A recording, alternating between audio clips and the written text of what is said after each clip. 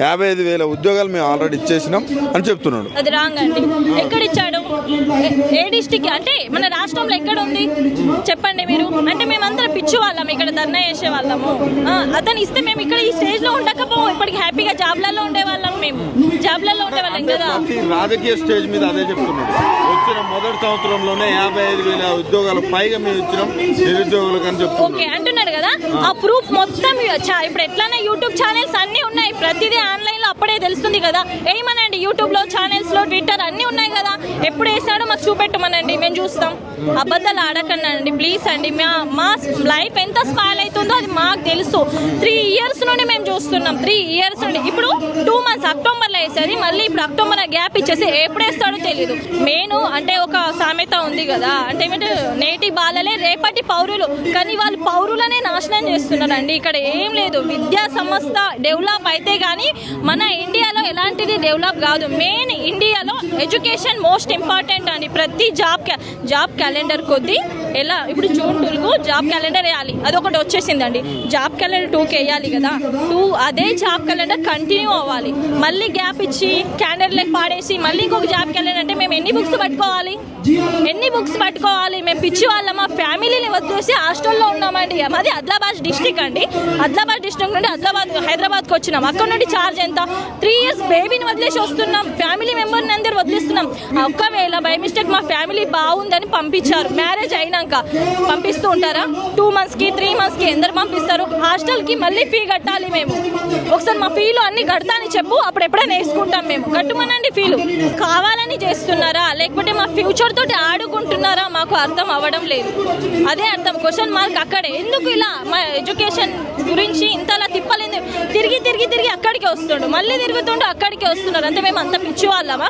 ఇవాళ డిఎస్సి కోసం ప్రిపేర్ అయితే మళ్ళీ ఆర్ఆర్బి అని పెట్టేస్తాడు. ఇది చదవాలి, అది చదవాలి. అది మేము చదువుతాం. ఒకసారి నువ్వు మా ప్లేస్లో ఉంటే ఎగ్జామ్ రాసి చూడండి. ప్రతి ఎగ్జామ్ మీరు రాసి క్వాలిఫై అయితే మేము సెల్యూట్ కొడతాం. మేము ఒకసారి మా ప్లేస్లో ఉంటే ఎగ్జామ్ రాయమనండి. నేను అదే అడుగుతున్నాను. యాక్చువల్గా గవర్నమెంట్ ఏర్పాటు చేసి దాదాపు 2 సంవత్సరాలకు వస్తుంది. అయితే మేము మిగిలిన వాళ్ళే మన ఎలక్షన్లకు ముందు ఒక పాంప్లెంట్ పంచారు. ఏంటంటే 2 లక్షల జాబులు వేస్తాం మేము, కేసీఆర్ అన్యాయం చేసిండు, మేము న్యాయం చేస్తాం, ఆ న్యాయాన్ని భర్తీ చేస్తామంటే మేము నమ్మి ఓట్లు వేసినాం.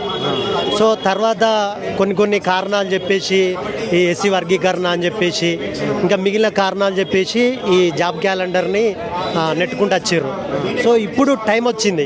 యాక్చువల్గా మొన్నటిదాకానేమో మొత్తం 60,000 ఉద్యోగాలు అన్నాడు, ఇప్పుడేమో 150,000 ఉద్యోగాలు అంటున్నాడు.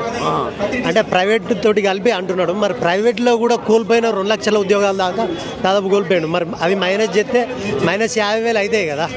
మరి ఈ గొప్పలు ఎందుకు మాట్లాడాలని ఎట్లా చూడాలి? అంటే పెద్దగా ఆయనకు అవగాహన లేదు. ఏదో ఎవరు ఏది చెప్తే అది నమ్ముతారు, ఆ గాలి మాటలు చెప్తే నమ్ముతారు అని చెప్పేసి అనుకుంటాను కదా. ఎందుకు అన్ని అబద్ధాలు ఎందుకు? గట్టిగా మొగోన్ లెక్క నేను గిన్ని 11,000 12,000 నింపినా మిగిలినవి కూడా నింపుతా అంటే అయిపోతుంది కదా. ఎందుకు ఈ అన్ని మోసాలు అబద్ధాలు? గట్టిగా అవ్వయ్యకు పుట్టిన కాంగ్రెస్ గవర్నమెంట్ అయితే నేను కూడా కాంగ్రెసే.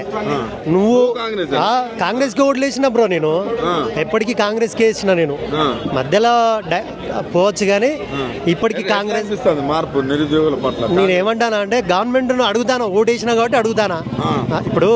ఇప్పుడు టీఆర్ఎస్ ఉంటే టీఆర్ఎస్ని అడుగుతాం కదా. మరి నువ్వు ప్రతిపక్ష ఫోన్ లెక్క మాట్లాడితే ఎట్లా?